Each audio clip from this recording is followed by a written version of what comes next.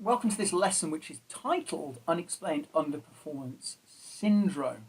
And you're probably wondering, what is unexplained underperformance syndrome? Well, remove the word unexplained. Fundamentally, we're dealing with why performance in a number of cases, and actually it's quite prevalent, will suddenly show significant decrements. In other words, why that idea of athlete preparedness, which we've covered in previous sessions, if you're not sure what that is, it is certainly worth going back to the sessions about theories and models of training and variables and components of training. But the notion of athlete preparedness, which is really where we're getting the athlete to that point of peak capability, suddenly just has an enormous drop. And we get kind of a concurrent increase in fatigue. And yet there seems to be on the surface no reasonable understanding or recognition for why this has happened, and that becomes the unexplained part of this equation. So this is an incredibly important topic within the field of exercise science, both within elite, but also actually within recreational-based athletes and participants. So what we're going to do, well, we're going to focus in 4 sections, all of which overlap. So although there's 4 points, they actually overlap quite neatly. We're going to analyse some of the markers of underperformance syndrome. So we're going to look at these both in terms of metabolic responses, nutritional inputs or impacts, but also immunological and also some of the psychological markers. And this gives us an insight into our ability, or potentially our lack of ability, to track this in athletes. We're going to look at the different forms of underperformance syndrome, and that's quite important to recognise that there isn't just one version of this.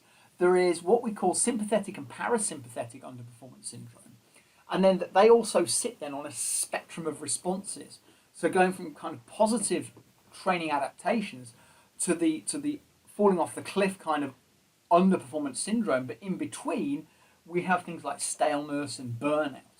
But understanding at which point 4 is the taxonomy of these, which is that a burnt out athlete isn't an underperforming athlete, and a stale athlete is not a burnt out athlete. And yet we use those phrases, we see those phrases represented interchangeably in social media, in mass media, and even in the literature. And then the final part is the connection between overtraining, so that is different to underperformance, but training and doing too much training and immune system responses. And the immune system is very much at the heart of our discussions here in relation to underperformance syndrome. Well, to start this process, we're going to kind of set this all in context, and we're going to look at some literature which kind of helps us to understand a little bit about what is going on in relation to athletes. And this is a really nice data set taken from the London Summer Olympic Games. And the authors were tracking the illness and injury rates in these elite athletes. And if we take the paragraph that is presented here now, there's a key part which we perhaps want to focus on, which gives us a little bit of an understanding about what's going on. And they report this. A total of 310 illnesses, 41% affected the respiratory system, and these were most frequently observed in athletics, beach volleyball, football, swimming and water polo. 3 to 5% of the athletes. So it's 3 to 5% of the total athlete kind of pool. In beach volleyball, 61% of the illnesses were reported to the respiratory infections. So things like common colds and even things like the onset of kind of maybe flu. The second and third most affected systems were gastrointestinal tract, 123, which is 16%, and some dermatology-based responses. But concomitantly, infection was the most common cause of illness, about 347, 46%, affecting athletes in mainly the same sports as mentioned above.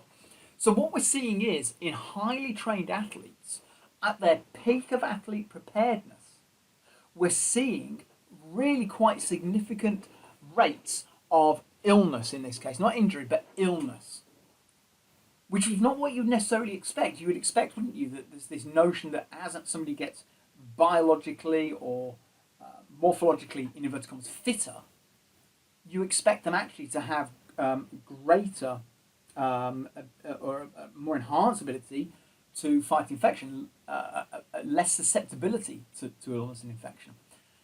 Well, the authors go on to state this. Almost 1 in 5 illnesses, 145, 19%, were expected to result in absence from training or competition. And that's really important. Fundamentally, athletes are getting to the point of competition at an Olympic Games and potentially never competing. So they have gone through the 4-year cycle where, as we've dealt with in previous lessons, where they have in essence gone through the whole process of supercompensation on a macro scale. They're trying to go into the taper phase. They're trying to bring down the fatigue and bring up the preparedness. They're doing everything, but fundamentally they get to an Olympic Games and may never compete because of illness and infection. So this is really important because it sets in context for us this understanding that simply being fitter, and that's a very broad term, but being biologically prepared does not reduce the risk of illness and infection. And in fact, we'll show some data which suggests that actually it may well increase susceptibility to illness and infection. And in fact, what is kind of in the zeitgeist at the moment, of course, is COVID. I mean, COVID is not gone, but certainly we've gone through the COVID pandemic. But one of the things that seems to have come from that is that actually elite athletes, were more susceptible to the COVID infection than less well-trained athletes. And we'll have to explore why that is the case, but that's kind of an interesting aside to this. Well, let's take it a stage further, and let's look at this, which is data from young English athletes. This is a paper to do with what they call non-functional overreaching. That'll become clearer as we go through, but they report this. Approximately 29% of young English athletes have experienced non-functional reaching or overtraining in their past, with elite performers and those in individual sports most at risk. So it's the elite performers are coming out again. The symptomology of non-functional overreaching and overtraining in children reflects closely that seen in adults, but varies widely between individuals. Importantly, both training and non-training stresses are reported as significant elements in the profile of the non-functional overreaching and overtraining child, and this is not just an issue of excessive training load.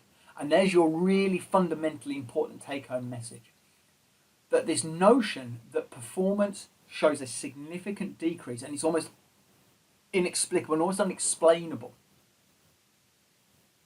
it is not simply because they have done more training. This is where the term overtraining, which the authors have used here, and actually it's a relatively recent paper from this is kind of a 2015 paper. It's the term is actually incorrect, because the term overtraining implies it's just that this underperformance is a function of just doing too much training. There is actually very little evidence to support that. It's part of the equation, but it is not the overall answer. That is actually perhaps much, much more complex in terms of the responses that we're thinking about.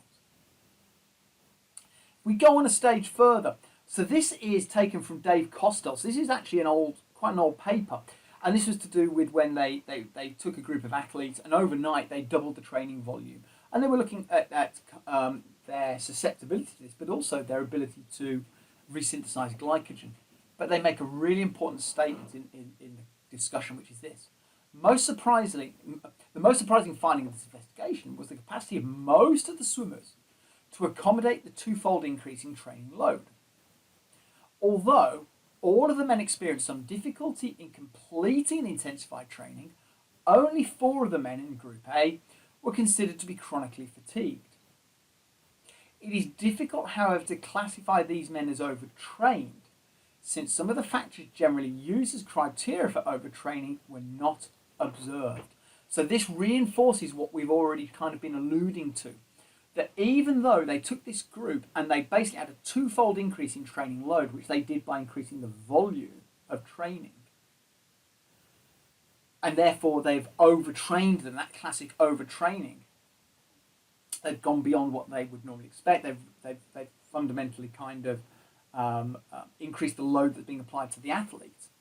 But when they looked at kind of the markers that are being used, which we're going to get into within the course of this lesson, in terms of overtraining, they weren't observed. So this really does help us reflect on that notion from the previous paper, which is underperformance syndrome is not simply a function of doing too much training. These guys doubled the load overnight. Doubled the load. So they're doubling the amount of fatigue. They're fundamentally reducing the amount of recovery time. If you're increasing the volume, the one thing that you're going to have to compromise is recovery time. Yes, people and some of the groups and some of the men in this study were not able to cope with this. But the markers of overtraining, or what they're calling overtraining, which is what we're referring to as underperformance, were not evident.